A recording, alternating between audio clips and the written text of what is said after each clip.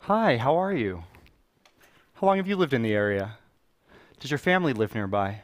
If we met at a Christmas party, we know how to begin a conversation. We can look at each other and envision a backstory filled with people and possibility and go from there. Not so much when we see someone living on the streets.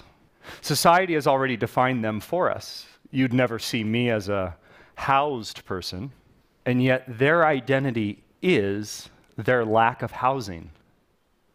As a result, we really don't know what to say or do when we meet a person experiencing homelessness. So often, we ignore them. My Uncle Mark lived on and off the streets for 30 years, but I never saw him as a homeless man. He was my uncle. He remembered every birthday and was the guest of honor at Thanksgiving. It didn't make sense to me why my uncle might be disregarded by society when he was so important to me. It's easy to disregard someone if you don't see them in the first place. Neuroscientists at Princeton and Duke have found that the part of the brain that recognizes people does not respond when you see someone who's homeless. This means that even if members of our very own families are dressed up to look homeless, we will walk right by and ignore them.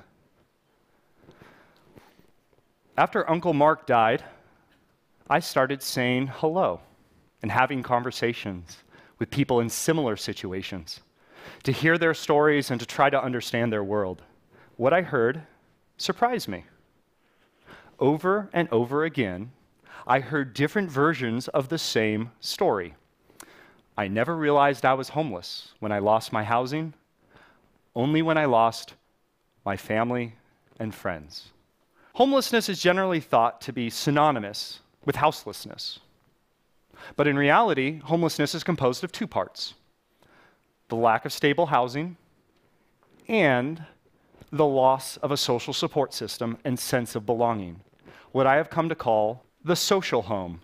More than half of all Americans are one paycheck away from not being able to pay rent, yet the vast majority of us will not end up on the streets. But why?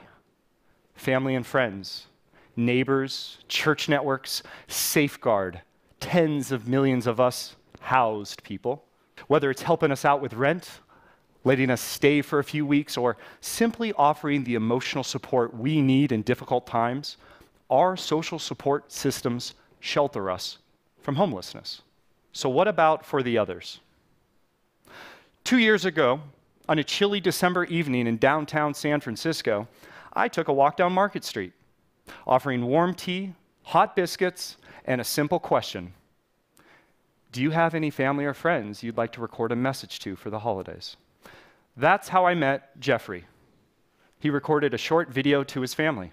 My name is Jeffrey Michael Gottschall. I was born August 7th, 1969, in a small town in Pennsylvania named Georgeville. A few days later, I posted Jeffrey's video on a Facebook group connected to his hometown. Within 1 hour, hundreds of people commented on and shared the post. The story made the local news, and messages poured in from former classmates and neighbors who knew Jeffrey and wanted to help. Soon, Jeffrey's sister Jennifer was tagged in the post. She and I spoke the next day on Christmas. She told me that Jeffrey had been a missing person for 12 years. I've been talking to many people, trying to do what I can to get you home and the help that you need once you're here. My holiday message to you is this: if you don't give up, I won't either. Earlier this year, Jennifer traveled by train across the country to reunite with her brother for the first time in 24 years. At first, this story felt like a miracle. But over the past 2 years, Miracle Messages, the nonprofit I founded to scale this work, has helped dozens of families reunite. We do the entire thing through short video messages, social media, and local volunteers. Ben reconnected with his brother after 17 years. Isaac reunited with his family after 40 years and is now living with them again. And just 1 week ago today, Juanita flew home to be with her family after 29 years apart. And get this, 40% of these reunions have led to stable housing. The average time separated is 10 years. The average time to reconnect, 3 weeks. Of course, relationships take a lot longer than that to rebuild, and professional support is essential. That's why the first step to start a Miracle Messages chapter in your community is to partner with local homeless service providers. Together, our goal, your goal, my goal together, is to reunite 1 million people by 2021. So, if reuniting families can be so effective, why is the social home not available everywhere? People experience houselessness for a variety of reasons. Job loss, domestic violence, mental illness, addiction. But they're often disconnected from their social support systems for similar emotional reasons.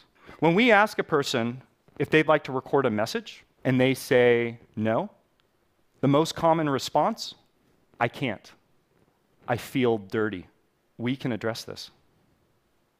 Maybe it begins with us focusing not on what a person lacks, but on who a person is, and reconnecting with our neighbors as our neighbors, part of our social home.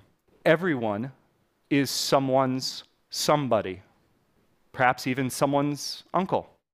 Maybe we just need to begin with a few simple questions. How are you? How long have you lived in the area? Does your family live nearby? Thank you.